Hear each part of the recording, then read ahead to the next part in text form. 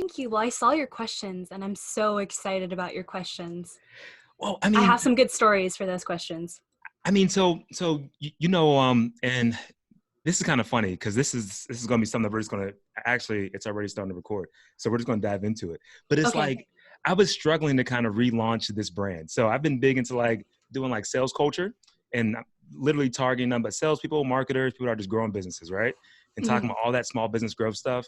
But the Real Value Exchange is my other podcast that I led with and started with, and it was doing well. But then I got this extra like top 50 fame, and I just lost that whole conversation piece.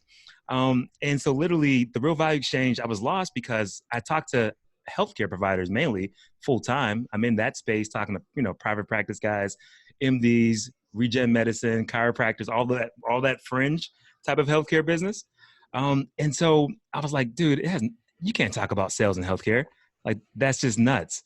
But then I was like, wait, we can just tell stories on the Real Value Exchange because that's the biggest value. So I'm super excited to have Olivia Wong with me because I literally joined your webinar, I guess was it last week, I think.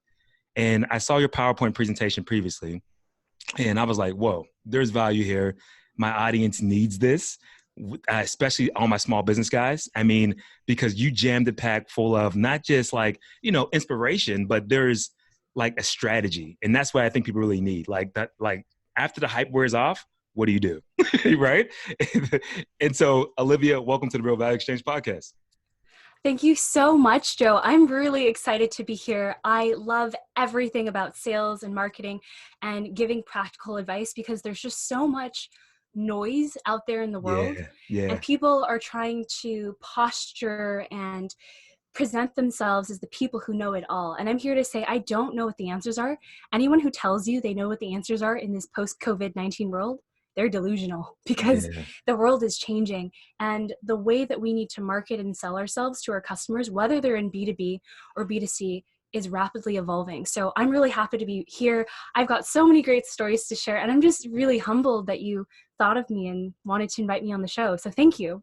Are you kidding me? Like after I saw a piece of that deck and then I joined the webinar, I'm like, please, hopefully she'll say yes. Like, I mean, Yeah. because honestly, like, all right, so let's kind of get into it a little bit because Okay. there's a lot of people that are trying to find different hats to put on and trying to take on different roles. And I respect the hell out of that. I think it's a great place that we all should be looking for. But a lot of times what they're doing is hyping me up, which is nice. Sometimes you need a boost, especially during these times. Having the boost is phenomenal. But then, you kind of want to know what's next. And when I saw your actual content, I was like, oh, there's action steps that we can deploy like tonight, or even let's say I can have something launched in a couple of days. But before we get into the strategy, people have to know you. So let's talk Okay. about your origin story. How'd you even get into this business? Like talk about Prototype Labs. I mean, let's go. All right. Wow. So my hero story in 2 minutes. Yeah. Okay. I'm going to Take bring your you on time. this hero journey. Yeah. So the very first time I ever made money, I created a hot dog stand. I was in 5th grade. I was maybe 12 years old. And we had this competition at my school in San Francisco, which is where I was born and raised. Everyone read the book Push Cart Wars. So it Okay. was our job to come out with like a street vendor kind of bodega style business. And I decided I wanted to sell hot dogs. So I went to Costco. No, sorry, Smart and Final, which is like the smaller version of Costco at the time, with my mom. We bought all of these hot dogs, the condiments. My dad helped me build a cart because he does woodwork. Oh, And that's I so brought dope. my cart to school. I was super boss. And guess how much money I made in 2 days? Just 2 lunches at an elementary school. I made over $200. The What? teacher, yeah, I was selling lukewarm hot dogs. I don't know why everyone is so interested in this, but Jeez. I sold hot dogs because everybody else didn't sell food. I can't remember what the other students did, but there was nothing that was like consumable. Mm-hmm. So I sold these hot dogs. I remember my teacher said she would prefer to give up her job and go into Golden Gate Park in San Francisco and just start selling hot dogs because Mm-hmm. my hourly rate was better than hers. So that's when I knew I was an entrepreneur. Yeah. I was so entrepreneurial when I was young. I thought I wanted to be a bank. You know, when people ask you, teachers ask, like, what do you want to be when you grow up? I said, I want to be a bank. I didn't even know that wasn't, like, I didn't Never heard that one understand. before. I didn't understand that wasn't a profession. I just want to be the bank. Come to me. I I just got want, cash. Yeah, yeah. spend the money. Um, Another really crucible moment in my life was I came home from college one year, went back to San Francisco. I went to school at UCSB. So Okay. anyone who knows that, I was in Santa Barbara. Beautiful. Yeah, so beautiful. Yeah. Like private beach. It's It's ridiculous. glorious. It's It's ridiculous. ridiculous. Cotton candy skies. Jeez. It's where I want to be right now, but I'm not. I'm actually in Vancouver, Canada, which is where I Okay. live. Yeah. So, So, mhm, question really quick. So, which neighborhood did you grow up in the Bay? the Outer Richmond. Out of Richmond. Okay, cool. So, Yeah. so you know, Seacliff. yeah, Not yeah. Seacliff, because we weren't rich enough to live in Seacliff. But I lived like on the outside of Seacliff, and then I told everybody I lived in Seacliff so they wouldn't mess with me. Yeah, They of wouldn't want to course. come over because they would Yeah. feel out of place. So I was like, yep, that's right. You don't want to come here. I mean, because I was in the Bay, like literally right whenever the actual cruise ship came in, like landed, whenever they had the first big, the very first Okay. big drop off, and so that was like I guess March 10th or so, and it was a ghost town. And I've been going to the Bay now. I go there pretty often, at least once a month almost, and it's crazy to see how much has changed. Like it's flipping, and I mean over the past at least the times I've been going there the past 6-7 years, it's wild to kind of see that. And the fact that you were such a hustler back then speaks high volumes to kind of like being like a part of that actual movement that was happening, even though maybe you weren't with like Zucks and the rest of the guys kind of launching Facebook or whatever. But the Bay is like a straight melting pot that I don't think people really understand until you get there. And it's like a contagious culture, man. So for you to be selling hot dogs and making a couple hundo, it's not bad. Respect. I mean, I wasn't selling sass at the time, but it did the job. Yeah, yeah. But I hear you. The Bay, on a tangential story, is rapidly changing. I mean, I go back there sometimes. I roll up to a house party Mhm. and there's impromptu brainstorms happening in the next room about space. I'm like, do we really have to talk about this right now? You Exactly. just go everywhere you go in the Bay Area, people are working really hard on their side hustle. Your Uber driver, your Starbucks barista, the person that's driving the Muni bus, like you go up, you roll up, you have a conversation with them, and you find out that they have like 3 or 4 different projects that they're running. And they have a B2B business and a B2C business and a podcast. And it's amazing. It is a cultural mecca for Agreed. innovation. Yeah. I mean, and I would have to imagine as a kid kind of seeing some of those and being a part of house parties where in one room people are, drinking and dancing or whatever. And then in the very next room, somebody else has like a quick slide deck out, and it's like, it, I mean, it really has to inspire people to really think big. And so like, even with what you're doing now, I'd imagine it had to kind of lay some foundational work for you a little bit. Yeah. I didn't actually understand Silicon Valley culture was until I was more of an adult, because when you grow up in San Francisco, that's your hometown. You Yeah. don't really want to stay in your hometown. It's the same hometown experience that you all have, no matter if you're from New York or you're Yeah. from a small town in Kansas. You don't want to stay there. All your friends from high school are there. They haven't changed. They're still hanging out, smoking weed. I mean, Mhm. now that it's legal, it's fine. We all do it, right? Yeah, Like even exactly. all the parents are. It's a different world, but I didn't really get into the culture of what Silicon Valley is until a little bit later when I was in my early 20s. But the thing that I learned is you have to say and yes.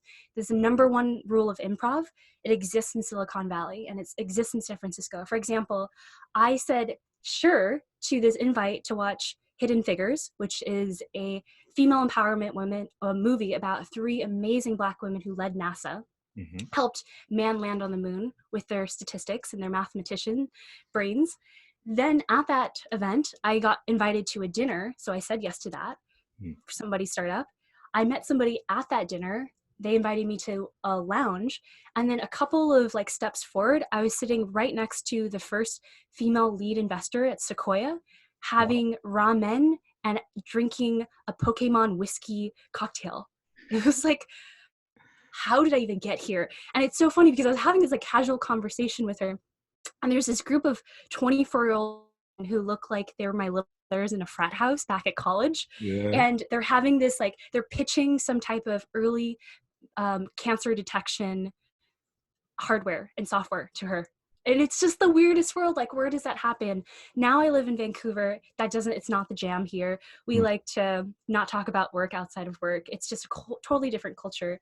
But SF is my heart, and it's so unique and it's so fascinating. But that's actually not why you brought me on the show, to talk about San Francisco. No, it's I'm true. supposed It's to talk true. It's about true. my story. It's true. Please, please, let's get back to the story.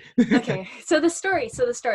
So I'm back home, early 20s in San Francisco, and I see this guy who is homeless. He's been homeless in my neighborhood for years. I kind of know him. He looks like Santa Claus. His name is Clive, now that I know. And I just decided I wanted to help him one day. So I went home, I packed a duffel bag full of all of the things I think a homeless person or a houseless person would need: medicine, books, like a bit of cash, like water bottles, socks, like you name it. And it's kind of heavy. I walk down my block. I'm walking down Gary Street, and I go find him, or he's usually sitting in front of either Green Apple Books or this grocery store in front of 25th Avenue. And you know I'm a real native because I know those things. So if Yeah. anyone's listening, they're from San Francisco, they're like, all right, she's real. Respect. Yeah. So I walk up to Clive. I didn't know his name at the time. And I kind of stutter. I'm like, so, hey. He goes, hi. And I'm like, I made this for you. Like, would you want it? It's a bag. It's full of all these things. And I'm really nervous at this time. Like, you should feel my heart. It is pulsing. My hands are sweaty. I don't know why I'm getting so nervous, but it's this moment where in my head, I had a picture of how I wanted to serve this person. So I put all of the things that I thought could really make a difference in this person's life, and I just gave it to him. And I was like, here, please take this. And he said no. And Wow. I was like, oh, wow, this is so embarrassing. Like, I feel so rejected. I didn't even have the language or the skills at the time to ask why. So I turned around, I walked myself home, and I carried this duffel bag, and then I just like dumped it on the floor, and like I sat there and cried. Mm. And I didn't cry because I was feeling sorry for myself. I cried because I was so frustrated that I didn't understand how to really connect with another person. Like, in another world, like, let me use different language. That's my customer, right? Like, I built something in a vacuum. I tried to deliver value. I came up with all of these assumptions and hypotheses around what I thought could work for this person. And then I was just like, here, you need it. This is what you need. Let me sell this to you. Clearly you need nail clippers because you don't have nail clippers. And my big lesson from that was, that is not a good way to build or sell or market products in the world or services. No matter if you are trying to make impact in the nonprofit sector, or you're in the private sector selling tech products or, you know, medical devices. So that experience led me to go on a odyssey of some sorts to try to understand what are better ways in the world to do this work. Like, how do I actually help and solve people's problems in a way that means something to them? So I came across human-centered design. I came across design thinking. I came across empathy-based research. I came across all of these techniques and approaches that now exist in the world of product design and innovation. Because what I was really critically missing is a script to ask someone, okay, I see this isn't working for you. What could I do to improve? If I were to improve this, what would I change? What's succeeding? What's failing? How could I use what was happening in the moment to say, oh, Clive, like, I noticed that you said no, and you know, you're sort of shrugging your head and crossing your arms across your chest. Could you tell me a little bit more about that? Like, what's happening? What's going on for you? So fast forward to 2000 and whatever year we're in. It's like Yeah. so fast, right? Right. All Yeah. I can think about is yesterday, today, and tomorrow. That is like my That calendar was a year. in COVID-19. Yeah. Like, Yeah. do you even remember what life was like 3 weeks ago? I No. don't. Clueless. No, Clueless. I Yeah. don't know. But fast forward to today, I run a business design and innovation lab. It's called Prototype Thinking Labs. We teach a method that comes from Google X, which is the moonshot factory of Google. It's where they designed things like self-driving cars and Project Loon and Google Glass. This is the moonshot factory where people inside Google called it the Department of Science Fiction, Hmm. because they were always working on something that was a pie in the sky or some type of disruptive innovation. And the methodology that I teach, I am so obsessed with. It's called prototype thinking. It takes the best aspects from approaches like lean startup, Google sprints, design thinking, and human-centered design.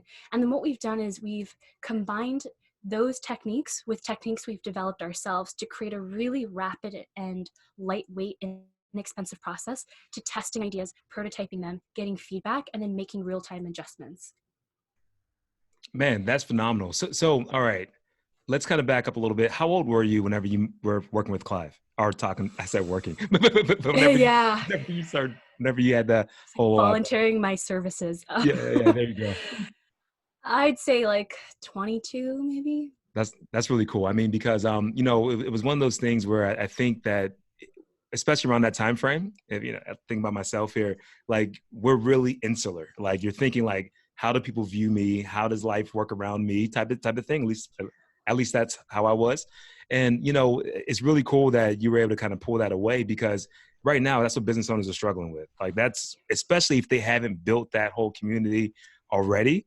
And that's the part that I was like, oh man, this is valuable stuff, because a lot of people have done business face to face and they've excelled, they've been winning, they've had thriving businesses for years or decades, and they haven't done anything online. And so they're like, oh, well, this is what people, I think, bought my product for in person, but online, they don't really understand what they're selling yet, or they don't understand where the value lies with their actual business, or like how they can translate that. So let's kind of dive into it. Like, how do you hack away at this process? Yeah. Well, first I want to say, if you've tried something Yeah. to relaunch or iterate or pivot on your business, that is awesome. Keep doing that, because the people who take action now are the ones that are going to get inside of their customers' minds and lead the conversation and be the people that their customers trust as this pandemic shakes out and it evolves over the next 1 to 3 to 6 or maybe 12 to 18 months. Mm-hmm. So that's my first thing. Like, congratulations. It is really hard to take action right now. Do it. The next thing is, it's hard. Like what you just shared with me, a lot of people are struggling with this. Previously, they've done their business face to face. I personally did all my business face to face. I was a live trainer. Same, yeah. Yeah, right? Like live podcasts. Yep. I was in And sales, so I was doing it face to face to everyone, right? Yeah. exactly. And you knew how to do that. You were optimized for it. You had a lot of experience. We have years of experience in our face-to-face industries. And then all of a sudden, overnight, the whole world goes virtual. And we can't have those experiences anymore. And so we're in a position where we're forced to convert, we're forced to transition onto this digital Zoom world, Yeah. right? Where everyone is living on it, and we're all kind of burnt out from trying to be on Zoom all day. Like, how many Zoom events have you been on this week? How many hours have you spent? So honestly, the very first time you had your webinar, I had a double booking for Zoom. So I was like, all right, I went to this wine like happy hour party on Zoom, and then I, came on the very next day. But yeah, tons of them. Let me say that. And that's hard, because we're in this position where now we have to go back to our customers and say, hey, I know that we've done business together and we've done it face to face and it's worked and you like my service or my product, but now I am going to try this thing online that I've never done. I'm going to ask you to take time out of your schedule to do it with me, and you're going to pay money for it. And you know what? It might not work. And that is not a conversation anybody wants to have, because as people who are high performers, as people who are perfectionists, or people who even deeply care about serving their customers, we don't want to let them down. We don't want to be that person that messes up the Zoom call, that confuses, the content because they don't have visual cues. Because when you give a webinar, hello, you don't see people's faces. Yeah. Like, this is a huge problem. Yeah. But what I'm going to say, and this is a that I talk about more deeply in the free webinar that obviously you attended and anyone listening can attend, is take a mediocre guess. Do you know why? Because your mediocre guess is the best possible guess that exists on planet Earth right now. Because the world has changed. All of the rules are being rewritten. Everybody is uncertain. Everything that you're uncertain about in your business, your customers are just as uncertain. No one is confident. No one has the awareness of what to do next. But the thing is, you have been in your business for longer than anyone else, right? Mm-hmm. You know your customers. You've had that relationship with your customers. They trust you. And so if you just take a mediocre guess, it doesn't have to be the right guess. You start with that, you launch it, you get some feedback, and then based on what people say, you relaunch it again in a day or in a few hours or a week. You make that cycle very quick. So you're constantly putting something out, getting the feedback back, making those changes, and then launching it again. And a really great example is I started that webinar the Thursday that everything went down. It was the Thursday 3 weeks ago where Trump issued a travel ban, and all of a sudden European countries were quickly responding by creating their own travel bans. And that's really when I feel the world started to take a turn. Yep. And yeah, so you know that. Yep. So that webinar, I have never given a webinar before. The last time I tried to give a webinar, I gave it to a company. I gave it to two companies. One was in healthcare. One was the world's largest greeting cards company. And I completely blew both. Like, I Really? humiliated myself in front of a team of people who were all sitting, you know, these are like C-level SVPs, like product design, innovation leads. They're all sitting behind this computer. I can't see them. I've never done this before. I tried it and I completely blew it because I didn't have the visual cues to know when to move forward, when to ask questions. And I had my notes on the side. I usually never talk with notes. Like when I speak on a stage, everything comes from the heart or the mind. I've memorized all of my talks. It just comes naturally to me. But doing it on a visual sort of like Zoom platform completely threw me off. Mm-hmm. So I went into creating my first webinar 3 weeks ago with a lot of uncertainty. I had maybe the 20% confidence in myself that I knew what to say, what to put in the webinar, or that it could be actually useful to people. But I did it anyways. Our team spent about 45 minutes building the deck that you saw. We spent 45 minutes building that content because we knew we were only 20% confident.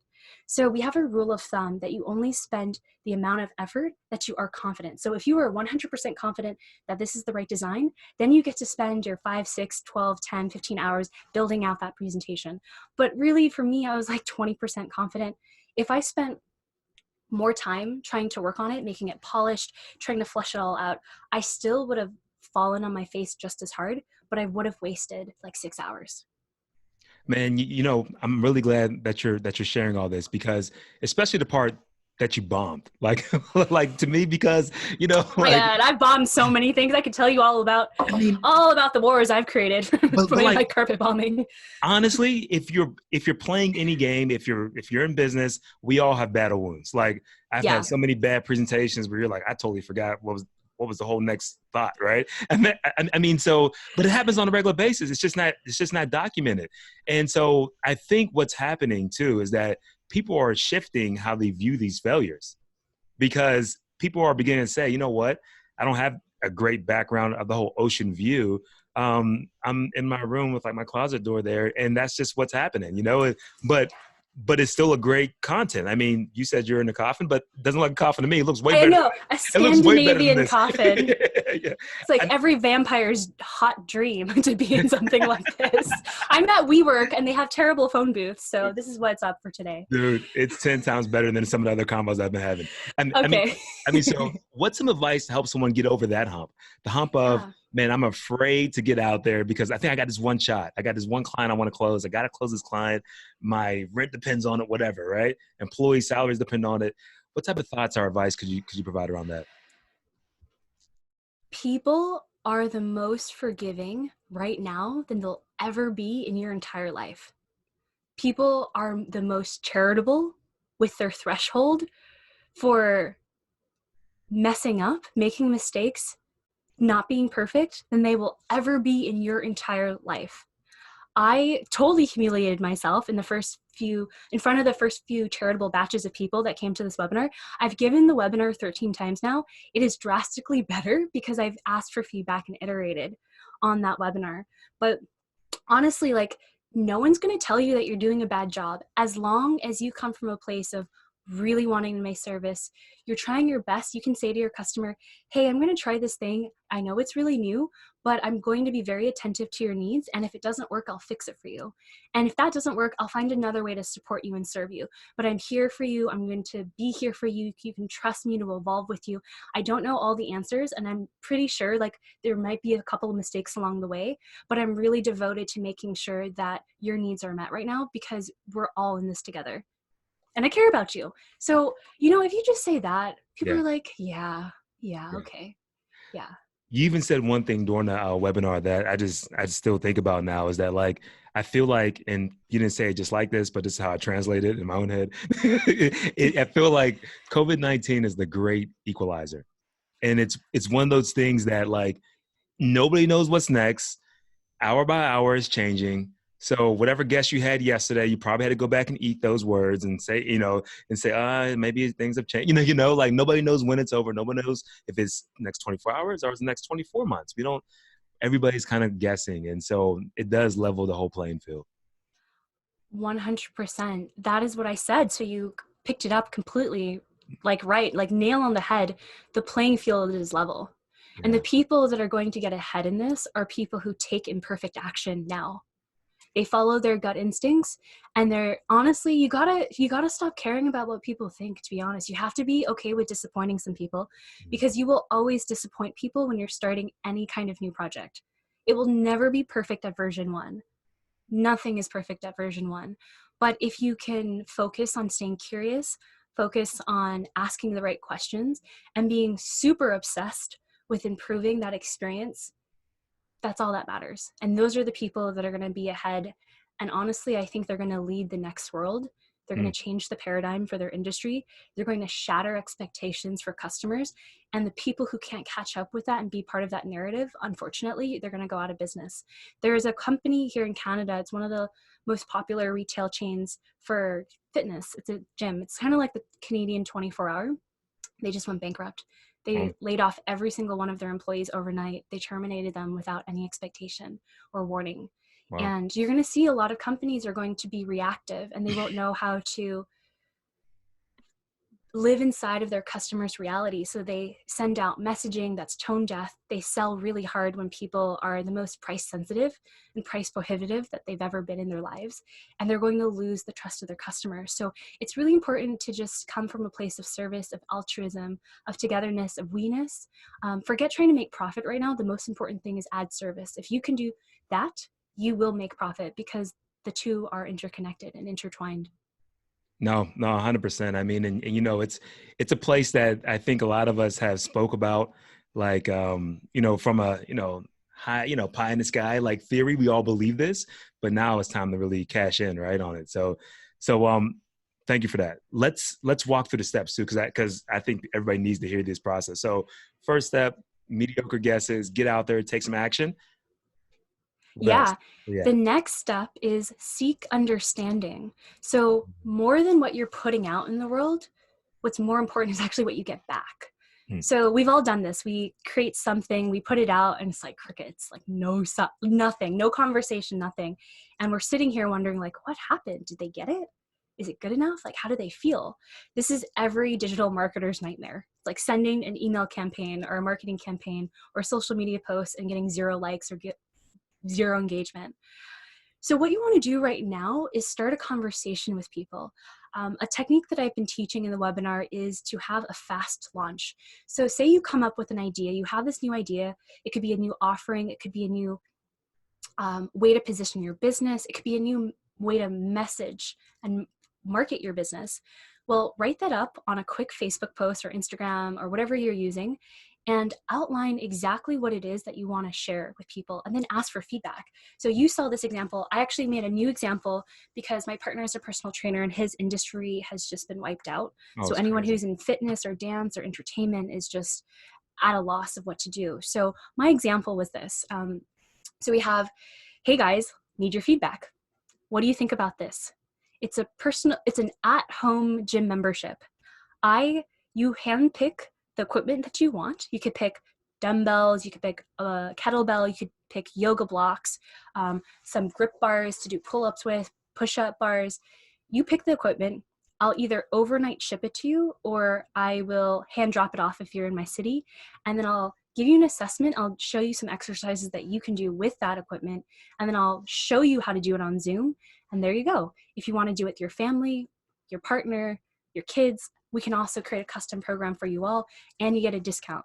What do you think? So that is a 5-minute Facebook post. You create that, you put it out there, you start a conversation.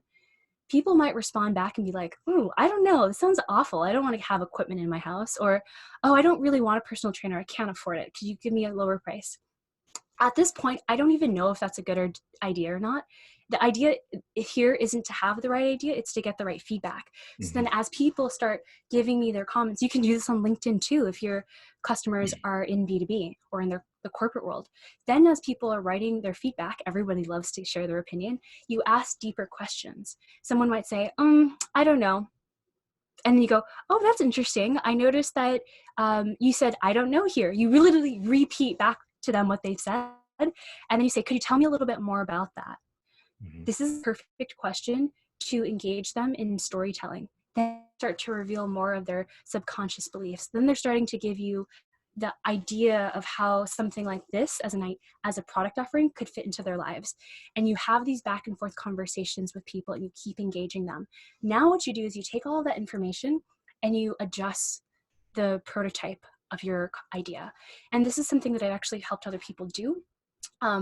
I know someone right now who's in the process of launching this idea and has already gotten purchase orders from people in the city of Vancouver to launch this business. So they've got money in the bank, they've got demand, they're serving their clientele in a completely new and different way.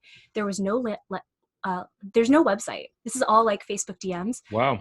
There's no Stripe account. There's no payment gateway. There's no domain that you have to buy at this point. Like later, yes, maybe when you can catch up with yourself because you're running so fast. But it was a conversation on Facebook. It was a back and forth with a conversation where you are really doing like the street style of entrepreneurship, not the stuff that you learn in business school or when you get an MBA. Like this is the stuff that you see in cities and countries where people are smart. Like people are dealing with war or famine, and you go to the streets, like you're in Ethiopia and you see people hustling out there, walking through the cars, selling whatever they have. Like that is the essence of what I'm trying to teach, is to listen intently to what your customers want and then use your intuition to create something that could help solve their need. And then say, hey, so I have this thing. You said you wanted this. I came up with a couple of ideas. This is how much it would cost me to create this for you. Like, what do you think? And if they're like, oh, okay, no, you're like, oh, okay, that's really interesting. Like, tell me more. And if they say yes, then you have a purchase order. Now you collect that money and you go build out that idea. And if you do that with 3 or 4 or 5 people, you now have enough statistical confidence to know whether your idea is the right idea to pursue before you actually spend money developing it to launch in the market. I just hit this wall. No. I mean, like, boom. I mean, like, honestly, because it's one of those things where zero excuses. As long as you still have a cell phone and internet access, you don't need to worry about trying to find the perfect domain, stock photos, build a website, even though you really did like show us how to build one pretty quick. but you don't have to do all that stuff. It's like, just get out there, talk to the people, get the feedback, right? I mean, I'm going to murder some guys with that later. Because I'm literally going to take this. I mean, I'm going to do it to myself first, but then I'm going to challenge the people in my circle. Like, there's no reason for us to wait, right? Yeah, absolutely. Street style. I like it, man. Do it street style. Do it quick, do it dirty, do it fast. And then later you can make it polished. You can take what I just shared with you. You can use Canva, which is a web tool that allows you to be your own graphic designer, and then create a pretty poster or a flyer or some type of visual document that you can send to your customers on an email list. Like that is fine. But at the earliest stages, what you want to stop or what you want to avoid is being bottlenecked by yourself. You don't want to get in your own way. That is the hardest thing. It's like, how many hours am I going to spend talking about an idea? That totally frustrates me. You have a question for all of the guest speakers that come. It's like, what advice do you live by? What's your thing? Mine is stop talking about it, go do it. Because doing is the best form of thinking.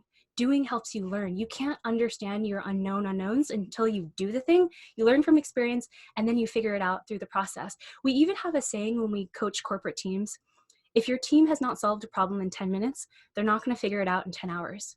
Because there's just no amount of being smart that will help you figure something out if you're missing information that lives in the real world. So you just got to go build it. You got to build it. You got to test it. You got to iterate on it. Yeah, man. Yeah, 100%. I mean, it's so easy to get lost in a lot of these Zoom webinars, and you get so much content right now because everyone's dumping it out.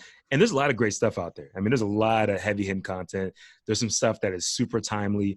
And what you're doing right now is killing. I mean, honestly, I want to give you hats off. I think this type of stuff that you're doing is phenomenal. It's needed. It's just like, it gets people out of this funk that I think you can get into so easily. And so doing is the best way. Doing is the best way that we can actually understand where we are in this space right now, in this moment of time that's like vertical, right? Yeah. I mean, Yeah. so And go ahead. No, keep going. sorry. Okay.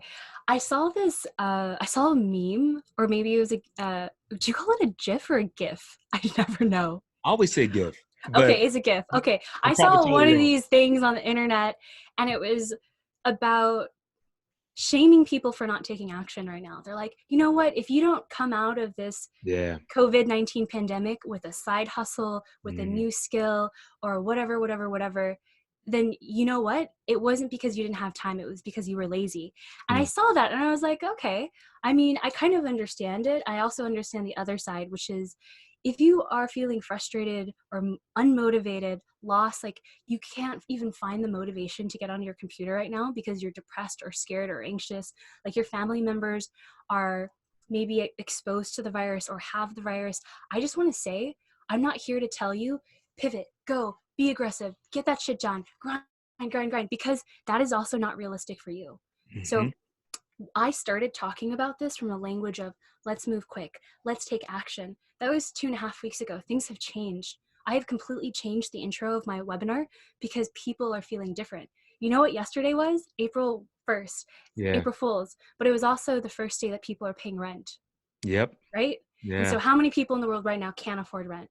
Yep. I'm a landlord. I know someone who can't afford rent, and I'm doing everything I can to help support them. And on the flip side, I'm a tenant too. And Mhm. so just as you are doing your thing in the world and you're launching these products, like be thoughtful about the conversation that you're having. You do want to take action, and I want you to take action, but I also am very thoughtful about how I'm saying that to you because some people are going through the hardest 2 weeks that they've ever had in their lives. I know so many people right now that are in depression, like their depression has kicked back up. I know people who are calling to suicide hotlines for the very first time in their life. I know people who are facing addiction, using different coping mechanisms to try to figure out all of this trauma that we have today as a global society. So just want to send some love to you guys. Don't feel bad if you haven't taken action already, or if you actually did and it didn't work out the way that you thought. Just keep launching, keep pivoting, keep moving forward, because what happens is eventually you're going to reach this place that we've coined the valley of darkness. It's where you've tried enough things and you're like, oh, this is not working.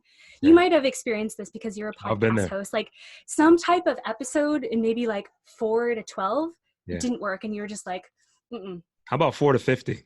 40 to Like, 50. yeah, yeah. Yeah. But then True. you get out and you're on 51. You're like, man, I got this. You're like, I'm Kobe Bryant. I got the excellence mentality. I'm going to come out of the gate.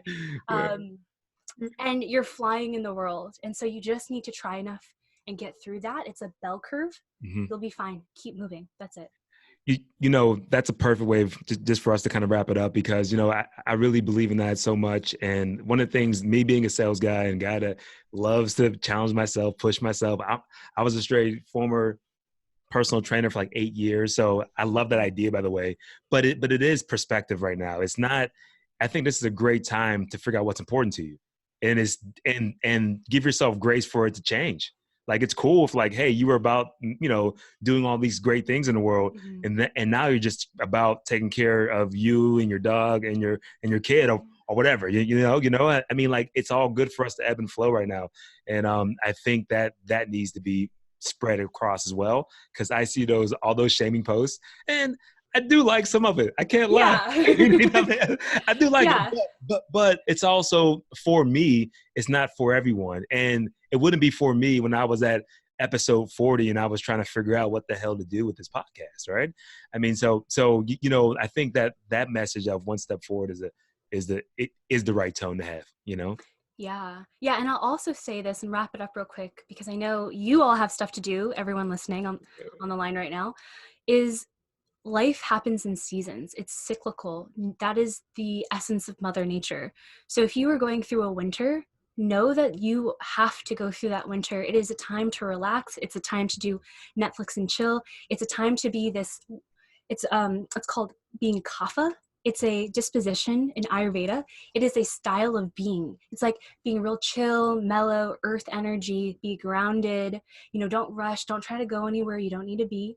Because what happens is once you get out of that and you come into spring, and Ayurveda, the next disposition is Vata, you're like brimming with ideas. You're so excited about new beginnings. You're the person who wants to go travel to this other country the next week and figure it out on the fly. Then what happens is you move again, you cycle, you go through another season. And the season that is next is called Pitta.